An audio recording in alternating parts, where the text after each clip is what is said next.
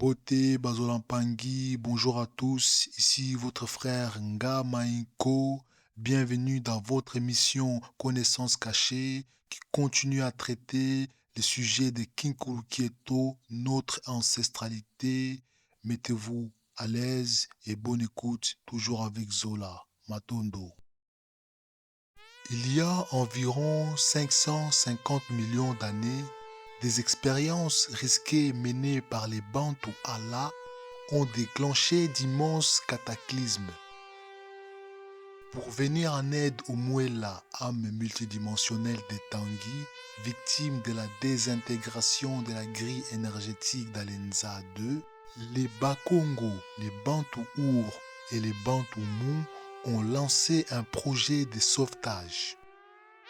Les Bakongo maîtrisaient la mécanique des Basingini, ces portails stellaires permettant de voyager dans les temps et à travers les dimensions.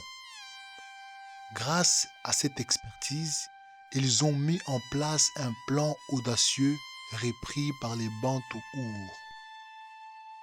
Un accord a été signé qui visait à sauver les Muela ayant péri sur Tanguy et chuté dans l'Enza 1.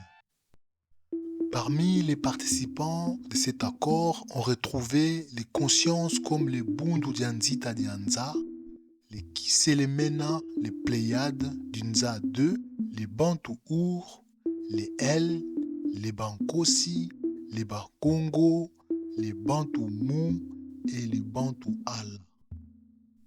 L'ensemble de ces alliances est connu sous le nom de Kinzunu Dianza, la paix dans le cosmos. Avec le soutien des êtres d'Unza 5 qui ont sollicité une confédération appelée Bundurana, résidant au cœur de notre Metanza. La tradition Congo enseigne que certains groupes du Bundurana ont activement œuvré pour prévenir un futur cataclysmique. Comme on l'apprend à l'école Kimuntu, le temps n'est pas linéaire. Le passé, le présent et le futur coexistent. C'est cette simultanéité qui permettait aux anciens de percevoir à la fois le futur et le passé. Dans ces contextes, ces groupes ont choisi d'intervenir pour sauver les âmes vouées à chuter dans l'Enza 1.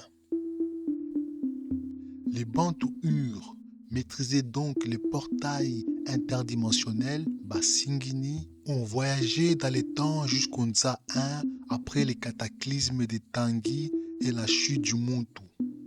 Ils se sont projetés dans un futur où notre système solaire et ses 12 planètes existaient déjà. La tradition Congo raconte qu'une fois arrivés sur Terre, les Bantu Our se sont transformés en énergie pure grâce à la science Kindoki. Ce processus a permis de créer un champ énergétique appelé Wisuansinsu, servant de base au prototype de l'ADN à 12 brins des Bantu Diantete. Avec l'aide de Bundurana, ce champ énergétique a ensuite été relié à la Terre, Ntoto, formant une sphère nommée Kanga, connue dans l'égyptologie sous le nom de sphère d'Amenti. Kanga représentait une portion du champ énergétique des Tanguy, renfermant l'empreinte des Mu et des êtres qui y vivaient. Elle a été installée dans les champs morphogénétiques d'Ntoto, créant un portail interdimensionnel reliant la Terre à Tanguy avant la catastrophe.